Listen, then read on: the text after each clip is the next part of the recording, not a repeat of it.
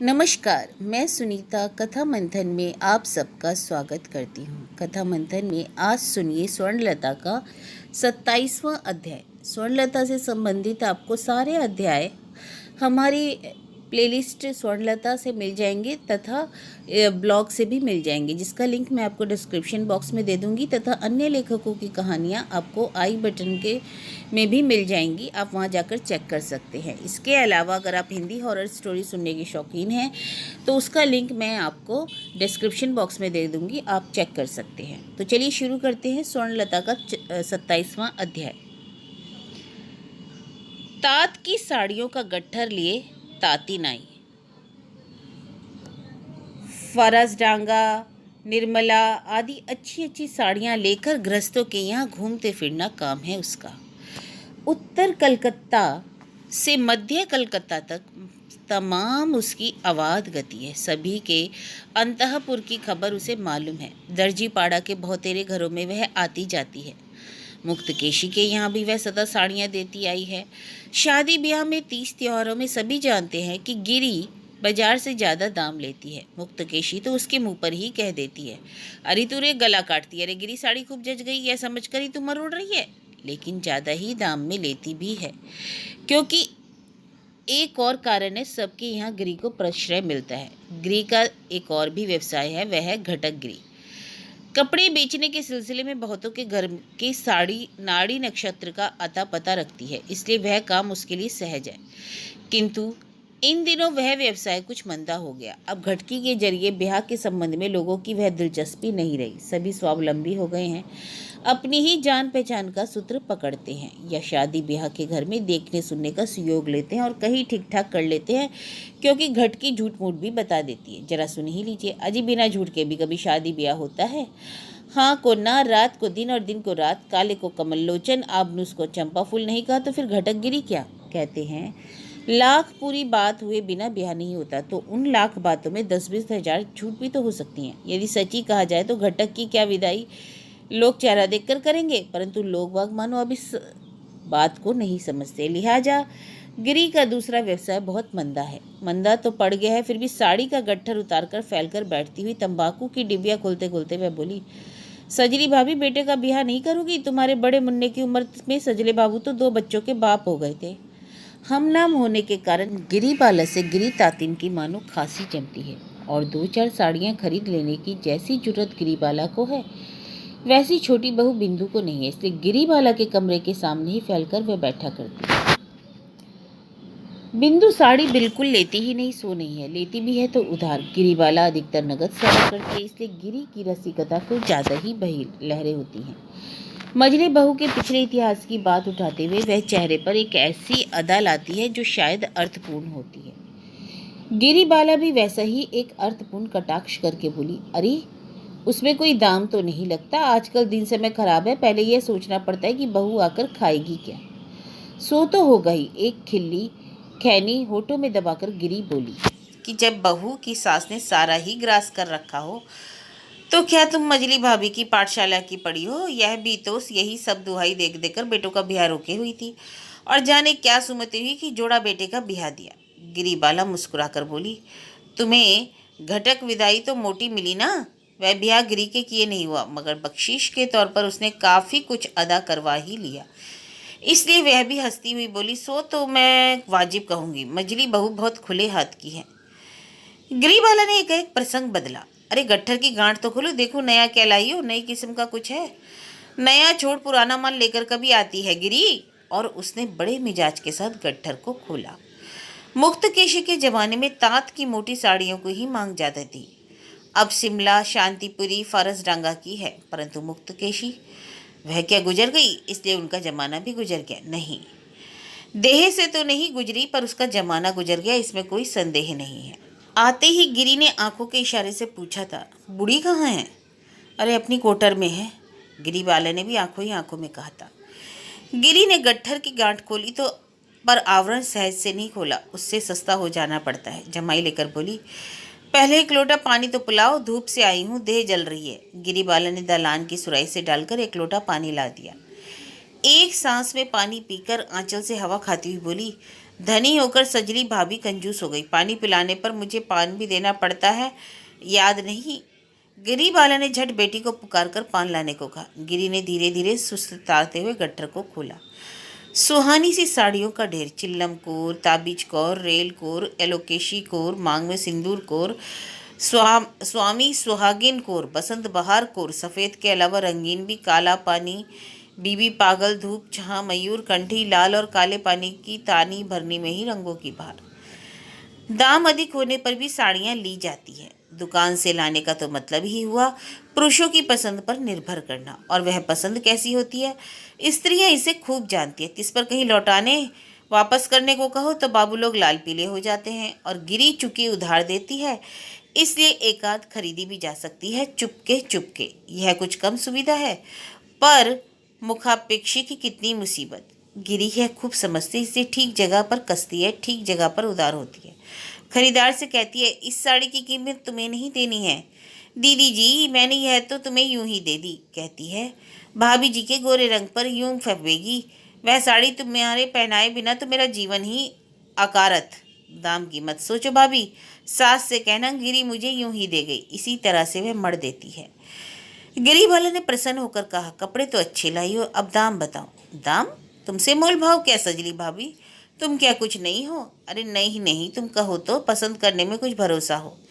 तुम्हारी बात, तुम्हारे लिए दुख चुक क्या? बड़े की बीबी हो, मुट्ठी भर रुपए फेंको, कपड़े का गट्ठर लो, 7 हाथ 8 हाथ की भी है, मुन्नियों के लिए भी 2 4 लो। कहाँ हो बच्चियों? गिरी वाले ने फिर भी कपड़ा देखते देखते दाम पूछा, और जवाब पाने के बाद खुशी खुशी बोली, नहीं दोगी? यह कहो ना, देने की इच्छा हो तो कोई इतना दाम कहता है। मैं कहती हूँ उस घर में के 3 3 ब्याह में तो काफ़ी मुनाफा कर लिया। वह तो बड़े आदमी की बात थी। अरे गरीब पर जरा दया धर्म तो करो। गिरी ने खुले गले से कहा, झूठ नहीं कहना, मजली भाभी ने कपड़े बहुत लिए, लेकिन उसकी जी में सुख नहीं है जी। गिरी वाले ने भीतर की बात जानने की आशा से गला धीमा करके कहा, हाय राम, जिन्हें इतनी संपत्ति उन्हें सुख का रोना। गिरी ने कहा, अकारण ही दुख नहीं होता, किसी किसी का स्वभाव होता है। मजलू भाभी को भी वही रोग तो है। और फिर ऐसा लगा कि बहुएं मन लायक नहीं हुई। गिरी वाला मानो जानती ना हो, बातें गढ़ने की यह लीला ही तो गिरी तातीन का तरीका है, और किसी के यहाँ मन लायक बहू का ना होना मानो एक असंभव घटना हो। इसलिए वह आसमान से गिर पड़ी। हाय राम, यह क्या? सुना तो है कि बहू बहुत अच्छी है। अजी देखने में ही अच्छी है, ऊपर की गोरी भीतर की कारी, नहीं तो ऐसी जांबाज घरनी अभी बहुओं के हाथ में गृहस्थी छोड़ देती। ऐसा? जी, गिरी ने दोनों हथेली उलटकर कहा। फिर वह क्या कह रही हो? देवी जी अब रात दिन खाता कलम लिए रिश्ते की तरह लिखती रहती है। तुमसे यह सब किसने कहा? और कौन, मजले बाबू ही तो साथ साथ रास्ते तक आया, दुख के गीत गाए। बहुएं ससुर की मान खातिर नहीं करती, सास का ख्याल नहीं करती, और भी एक लड़की बड़ी हो गई, यही सब। बात धीरे धीरे जम गई। तब तक गिरी बाला ने 3 1 साड़ियाँ पसंद कर ली, और बाकी का सवाल ही नहीं उठता। हाँ, उस घर की मजली भाभी के साथ भी उधार कारोबार नहीं करना होता। यह डंक मारकर उसने गट्ठर समेटा। इसी कम समय कमरे में से मुक्तकेशी का टूटा सा कंठस्वर सुनाई पड़ा। गिरी आई है। ए गिरी, तब से तेरा गला सुनाई पड़ा, इधर ताकती भी नहीं, क्यों? हुई अब आफत। गले के नीचे उतारकर खींच प्रकट करके गिरी ने ऊंची आवाज दी, आई चाची, या सजली भाभी ने 5 साड़ियाँ खरीदी हैं इसलिए। 5 साड़ियाँ? सजली बहू ने 5 साड़ियाँ खरीदी? अरे क्यों नहीं खरीदी, कि पति का पैसा हुआ है, मरण बुड्ढे का, कहकर गिरी उस कमरे के सामने जाकर खड़ी हुई, और तुरंत उसके कासे का सा गला झनक उठा। हाय राम, तुम्हारा यह क्या हाल हुआ चाची? यह तो मुर्दा घट जाने की शक्ल हो गई है। अजी मैं पूछती हूँ, बहू हकीम वैद्य दिखला रही है? यह रही गिरी की अपनी शैली। इसलिए गिरी से सब डरते हैं। वह अंदर महल की खोज खबर रखती है, इससे बढ़कर भयंकर और क्या है। मुक्तकेशी के बेटे बेटे की बहुएं जैसा ख्याल नहीं रखती हैं। गिरी यह कहती नहीं फिरेगी, इसलिए गिरी बाला भी झट सास के कमरे में आ गई। मुक्तकेशी धीमे से कुछ कह रही थी। बहू को कमरे में आते देखकर खींचकर चुप हो गई, केवल आंखों के इशारे से कुछ समझाकर उसे विदा किया। गिरी तातिन ने इशारे की इज्जत रखी। वह दूसरे ही दिन फिर उस घर में जा पहुंची। बड़े आडंबर से घोषणा की, अरे साड़ी मत्थे मरने नहीं आई हूँ मजली भाभी, आई हूँ संदेशा लेकर। स्वर्णलता बाहर निकली। पूछा नहीं, प्रश्न भरी दृष्टि से ताकती रही केवल। गिरी बोल उठी, पूछती हूँ, बुढ़िया सास की कब से खोज खबर नहीं ली है? क्यों, वह तो बीच बीच में, स्वर्ण ने अवाक होकर कहा। हाँ सो तो सुना, गिरी चबा चबा कर बोली। अरे मझले भैया अक्सर ही जाते हैं, लेकिन मर्दों की नज़र को क्या उतना पता चलता है। मैंने देखा बूढ़ी की अब तब हालत है। मतलब क्या, रक्त तिसार? गिरी ने जैसे युद्ध जय की अदा अख्तियार की। वह अब ज़्यादा दिन नहीं जिएगी, मरना तो खैर एक दिन ही है, सदा थोड़ी ही रहेगी। उम्र की कोई शक्ल सूरत है, 4-20 क्यों नहीं हुई होगी। मुझसे नहीं हुई रहा। कहने लगी, मजली बहू को जरा आने को कह देना गिरी, और कह देना छिपाकर मेरे लिए काशी के 2 पके अमरूद ले आए। अमरूद? स्वर्ण ने कहा। रक्ति सारा यही बताया ना। अरे बाबा, है तो बला से मैं कहती हूँ, खाने का परहेज कराकर सास को और जिलाए रखने का अरमान है या रख सकोगी? महाप्राणी को खाने की इच्छा हो गई, देना ही चाहिए। जीना होगा तो उसी से जिएगी। स्वर्ण अवाक ताकती रही, सोचने लगी, ये लोग कितनी आसानी से समस्या का समाधान कर लेती हैं। राखे राम तो मारे कौन, कि यही वास्तविक विश्वासी है। स्वर्ण जब तक सोचने लगी तब तक गिरी फिर एक बार बोली, सो अमरूद ले जाओ या ना ले जाओ, एक बार जाना। बुढ़िया मजली बहू कर के रंभा रही है। जाऊंगी, कल ही जाऊंगी, गिरी खुश होकर बोली। यह नहीं कह रही कि उन्हें आज ही कुछ हो जाएगा, लेकिन लग रहा है अब की बूढ़ी नहीं टिकेगी। गिरी चली गई। स्वर्ण कैसी तो अपराधी जैसी बैठी रही। सच बड़ा अन्याय हो गया, बहुत दिनों से जा नहीं पाई। वही कब जाने मुक्तकेशी स्वयं आई थी, वही अंतिम बार भेंट हुई है। मुक्तकेशी ने मजली बहू को देखना चाहा, मगर खबर भेजी है। दुनिया में कितनी अद्भुत घटनाएं घटती हैं। मुक्तकेशी स्वर्णलता की सदा से विरोधी रही। वह स्वर्ण की को पीड़ा देने में कितना स्वाद आता था उसे, फिर भी उन्होंने उसे देखना चाहा। यह सुनकर मन विषण वेदना विधुर उठा। हो सकता है बात हास्यकर हो, किंतु मिलावट रहित। शत्रु शक्तिमान हो तो भी उसके लिए मन में कहीं एक बड़ी ठाव ठहरती है। रावण के मृत्यु काल में राम का मन तत्व इसका गवाह है। बहुत दिन हो गए स्वर्ण इस घर में नहीं आई। पहले जेठ देवर की लड़कियों के ब्याह में कभी कभी आना होता था, अब ब्याह की हलचल मानो कम हो गई है। लेकिन यह किसने सोचा था कि आकर मुक्तकेशी को मृत्युशैया पर देखना होगा। खबर देने वाली ने तो दिलासा दिया था कि आजकल में कुछ होगा, ऐसा डर नहीं। परंतु शायद कल रात हठात ही विकल सी हो पड़ी मुक्तकेशी। मुंह से झाग निकल रहा था। गौ गौ जैसी आवाज़ सुनकर मल्लिका ने झट सबको बुलाया। रात को उसी की देखरेख में रहती है मुक्तकेशी। सभी सुनकर दौड़े। लड़कों ने हजारों बार माँ माँ पुकारा। मुक्तकेशी टुकुर टुकुर ताकती रही, जवाब नहीं दे सकी। सवेरा हो गया, दोपहर ढली, हालात वैसी रही। कविराज आए। सुबोध ने कहा, अब क्या कमर में गमछा बांधिए? स्वर्ण को यह सब कुछ मालूम नहीं था। वह यूं ही आ गई थी। गाड़ी से उतरकर गली से इतनी दूर चलकर आने में स्वर्ण हाँफ रही थी। वह आकर बैठी कि आंखें बड़ी बड़ी करके विराज ने कहा, अरे यह क्या, तुम्हारी ऐसी शक्ल क्यों हो गई मझली भाभी? उसकी बात का जवाब ना देकर हाफते हुए स्वर्ण ने पूछा, माँ कैसी है? अरे अब कैसी वैसी क्या है? विराज रुआंसे से होकर उठे। कविराज तो कह गए रात भी कटेगी नहीं, लेकिन हमारे वहाँ तो खबर तक। स्वर्ण का गला एकाएक रूंध गया। वह चुप हो गई। घर में जो लोग थे उन्होंने कहा, क्या यह नहीं सोचा कि मछली की माँ को पुत्र का शोक, या मछली मरी या बिल्ली रोई है? सोचे तो कुछ असंगत भी नहीं, लेकिन मुंह से किसी ने कुछ नहीं कहा। विराज ने ही फिर कहा, देते खबर मुझे तो दे, लेकिन खैर माँ की तो जाने की उम्र है, 4 लड़कों के कंधे चढ़कर जाएंगी। मगर तुम्हारी शक्ल भी तो जाने की सी हो गई है, कोई रोग बला? नहीं, रोग बला क्या, कहकर स्वर्ण मुक्तकेशी की ओर बढ़ी। खूब धीरे से कहा, माँ आपने मुझे बुलाया? मुक्तकेशी की आंखों में से 2 आंसू ढलक आए। इतने में थर थर कांपती हुई हेमांगिनी आई। चीख कर बोली, चल दो मुक्ता, मुझे छोड़कर ही चली जाएगी? मुक्तकेशी ने टुकुर टुकुर ताका। हेमांगिनी की रुलाई से औरों को भी रुलाई उमड़ आई। पीतल का एक लोटा हाथ में ले श्यामा सुंदरी भी आई। खूब नजदीक जाकर बोली, चरणामृत पी लो नंदी, माँ काली का चरणामृत। समझ में आ गया, सबको खबर दी गई है, एक प्रबोध को ही नहीं। स्वर्णलता अपलक देखती रही। शायद वह मन को मनाती रही, यह उपेक्षा उसका वाजिब पावना है क्या? मुक्तकेशी ने भीतर का ज्ञान लुप्त नहीं हुआ था। आंख के इशारे से बताया, समझ गई। हाँ करने की चेष्टा कर नहीं सकी। स्वर्ण ने फिर एक बार झुककर कहा, मुझे किस लिए बुलाया था माँ? मुक्तकेशी की आंखों से फिर आंसू की 2 बूंद छू पड़ी। वह स्वर्णलता के मुख की ओर ताकती रही। उसके बाद धीरे धीरे दाएं हाथ को उठाया। स्वर्णलता ने के माथे तक हाथ नहीं पहुंचा और उसी की गोदी में लुढ़क गया। आंखें मूंद गई। 79 वर्षों की तीखी तेज खुली आंखों की मानो सदा के लिए छुट्टी मिल गई। लेकिन छुट्टी लेने से पहले क्या बता गई? आशीर्वाद या क्षमा याचना? विश्वोत्सर्ग। सुबोध चंद्र हंसे। अरे इतनी बड़ी फहरिस्त ना बना दे पंडित जी। यह आप भी भली भांति जानते हैं कि मैं ऐसा दमदार यजमान नहीं हूँ आपका। षोडश तक ही रखिए बस। पंडित क्षुण भाव से बोले। बहुत ही बूढ़ी थी, 4-20 के करीब उम्र हुई थी, इसलिए कह रहा हूँ। और फिर तुम चाहे वैसे कमाऊ ना हो, उनके और 3 बेटे तो कमाने वाले हैं, पोते भी तो लायक हो गए हैं। सुबोध ने बीच में ही टोका। मुझे सब मालूम है पंडित जी, फिर भी अपनी जैसी सामर्थ्य मैं उसी के हिसाब से चलूंगा। आप जेठे लड़के हैं, श्राद्ध के अधिकारी। उसकी जो रीति नीति है सभी तो कर रहा हूँ। मालूम है आपकी श्रद्धा निष्ठा के बारे में, आपकी बेटी से सब सुना। इस जमाने में इतना करना सबके बस की नहीं। खैर यह छोड़िए, आप एक ही षोडश की सूची दीजिए। एक। पंडित जी ने आहत स्वर में कहा। 4 भाई हैं, 4 षोडश भी नहीं करेंगे? और पोते कम से कम एक एक भोज्य। मैं अपनी ही कह रहा हूँ। आश्चर्य, आप समझे क्यों नहीं? पंडित ने फिर भी कहा। पता है आप सबके चूल्हे अलग है, किंतु माँ का श्राद्ध एक साथ करने की ही विधि है, जिससे जो बने, आप बड़े हैं, आपको दे देंगे। आप ढंग से। सुबोध चंद्र हंस उठे, हंसकर बोले। आप महज शास्त्र की ही विधि जानते हैं पंडित जी, यह नहीं जानते कि साजे की माँ को गंगा नसीब नहीं होती। समझ क्यों नहीं आ रहा आपको? मेरी सूची समय रहते बना दे। पंडित चले गए। सुबह आकर खड़ा हुआ।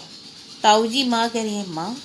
सुबोध जरा संभल कर बैठे। सुबोध की माँ क्या कह रही है?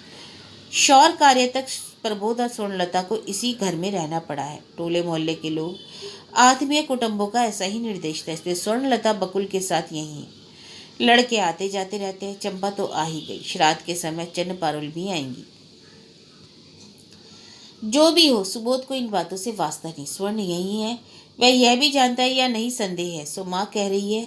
सुनकर संदिग्ध गले से कहा। क्या कह रही हो? शिखंडी स्वरूप सुबल बीच में था जरूर, पर स्वरलता का ही गला सुनाई पड़ा। माँ जी के 4 लड़के मौजूद हैं, पोते भी लायक हो गए।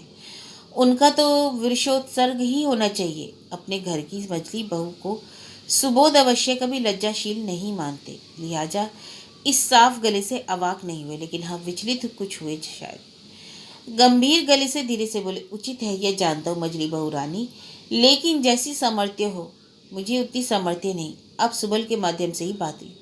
माँ कह रही है आप आगे बढ़िए, आपके पीछे सब है। मेरे पीछे? सुबोध चंद्र का गला कांपता सा और टूटा सा सुनाई पड़ा। मेरे पीछे कोई नहीं सुबल, सबके सामने केवल भगवान है। तू अपनी माँ से कह दे बेटे, कल यह चर्चा हो चुकी है। मेरे तीनों भाइयों ने साफ जवाब दे दिया, 30 रुपये से ज़्यादा कोई नहीं देगा। मेरी अवस्था भी वैसी ही है, इसलिए इस बात के लिए अपनी माँ को अंदर जाने को कह दे।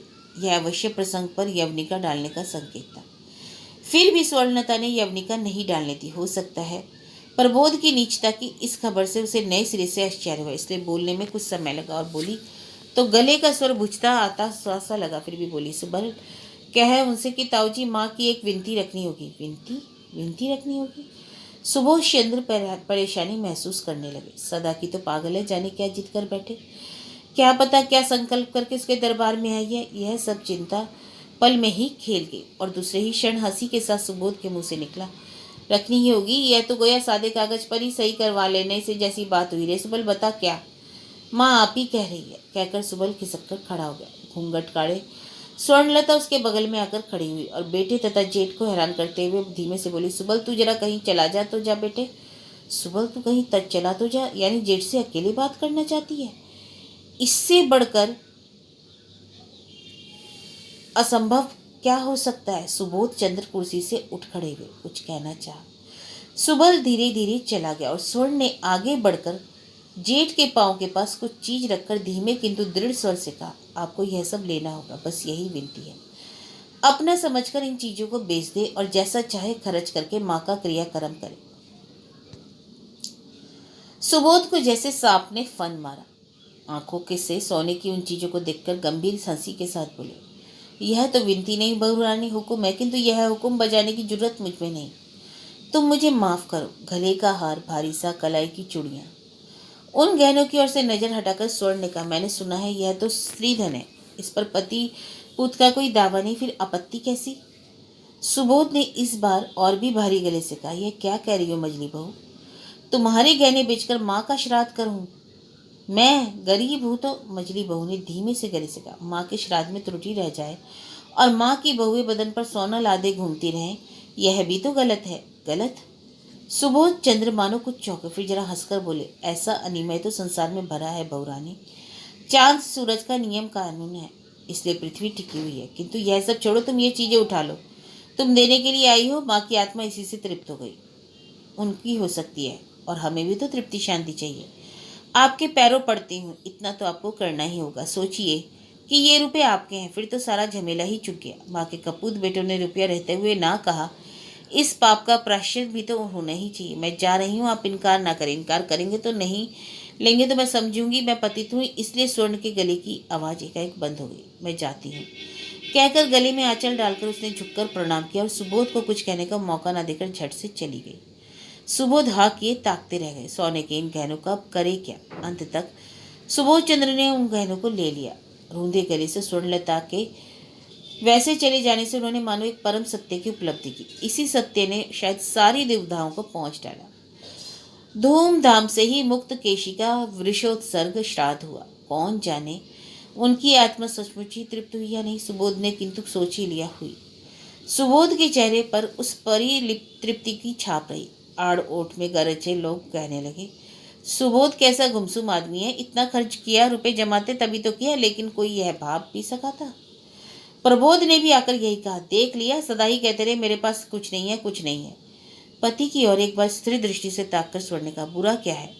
जमा रुपयों को किसी बुरे काम में तो नहीं लगाया, सदव्यय ही तो किया है। तुम्हें तो रुपए की कमी नहीं। तुम एक सत्कार्य करो ना, अपनी माँ की इच्छा पूरी करो। माँ ने बहुत से कंगलों को खिलाने का प्रण लिया था। माँ की बड़ी इच्छा थी। माँ की इच्छा? प्रबोध चौकन्ना हो गया। अपनी यह इच्छा माँ ने तुम्हारे कानों में कब कही? तुम तो जब आई थी तब तो उनकी बोलती बंद हो गई थी। स्वर्ण शीन सी हंसी बहुत दिनों के बाद बोली, नहीं, यह इच्छा उस समय प्रकट नहीं की थी। जब तब की बात है, जब वह खूब बोलती थी। तुम्हारे यहाँ के जगन्नाथ घोष की माँ जब मरी थी तो कंगलों को खिलाया जा रहा था, याद है? उस समय माँ ने कहा था, मैं जब मरूंगी तो मेरे बेटे क्या कंगला भोज कराएंगे। ओ यह बात प्रबोध ने फूक में उड़ा दिया। ओ जीते जी तो लोग ऐसी कितनी बातें करते हैं, उन सब बातों को पूरी करो, फिर तो हो गया। खैर मान लो मुझे ही यह इच्छा हुई। प्रबोध ने विश्वास किया, इसलिए बोला, तुम्हारी तो सदा से ही ऐसी अजीबोगरीब इच्छा है। यह श्राद्ध समाप्त हो गया है, अब यहाँ कंगलों को खिलाया जाए, ऐसे लाफ काफ की जरूरत नहीं। छोड़ दो, स्वर्ण बोली, जब जरूरत ही नहीं, अच्छा ही हुआ, तुम्हारे लड़कों को सुविधा हो गई। भविष्य में ज़्यादा फिजूल खर्ची नहीं करना होगा। वे सोचेंगे माँ बाप के श्राद्ध में लाम फाम की जरूरत नहीं। प्रबोध इस व्यंग से जल भुन उठा। बोला, क्या खूब बड़ी आई। अपनी माँ की मौत की घड़ी की इच्छा से मैं कातर नहीं हुआ। ये नहीं रही है, पूछता हूँ, सास पर बड़ी भक्ति उमड़ रही है। वह भक्ति कहाँ थी? आजीवन तो उस बेचारी को जला जला कर मारती रही।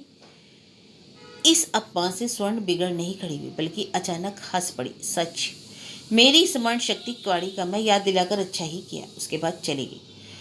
ऊपर के अपने उस कमरे के कोटर में कॉपी खोलकर बैठ गई। यह वही क्या है? केवल स्वर्ण के अपचय के ही हिसाब की वही है। स्वर्णलता के जीवन की वही, नहीं तो उसके पन्ने उलटते ही स्वर्ण की वो बातें क्यों नजर आने लगी? स्त्री होकर भी तुम्हें इन बातों की जुद क्यों है स्वर्ण? तुम सत्य बनोगी, सुंदर बनोगी, महत बनोगी, यह क्यों भूल जाती हो कि स्त्रियां हाथ पांव बंधी जीव है, मनुष्य नहीं। जीव है, जीव। हाथ पांव के उस बंधन को यदि खोलना चाहा तो हाथ पांव को काट कर ही तोड़ना होगा। यह बंधन क्यों लिखा रहता है, फिर भी बंधन तोड़ने की साधना उसे जारी ही रखनी होगी, क्योंकि उसके विधाता बड़े कौतुक प्रिय है। इसलिए वे हाथ पांव बंधे प्राणियों के हठात बुद्धि चेतना आत्मा डाल ही देते हैं।